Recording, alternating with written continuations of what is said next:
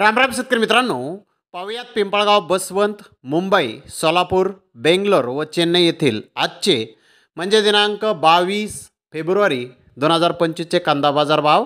चला तर मित्रांनो, जाणून घेऊयात या मार्केटमध्ये आज कांदा भावाची, आवकीची परिस्थिती नेमकी कशी आहे. तर सुरुवात करूयात पिंपळगाव बसवंत येथून. पिंपळगाव बसवंत येथे 19,000 क्विंटल कांद्याची आवक आली होती.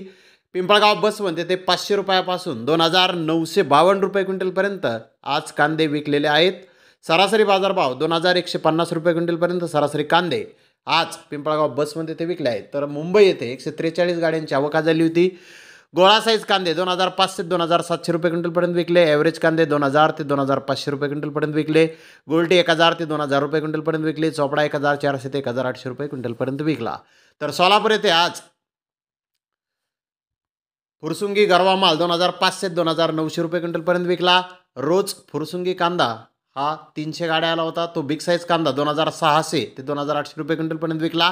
मीडियम कांदा 2,200 ते 2,300 रुपये क्विंटलपर्यंत आज सोलापूर येथे कांदे विकले आहेत. तर बेंगलोर येथे आज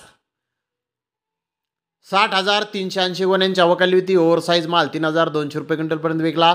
बिग साईज कांदा 3,000 ते 3,100 रुपये क्विंटलपर्यंत विकला. मीडियम कांदा 2,700 ते 2,800 रुपये क्विंटलपर्यंत विकला.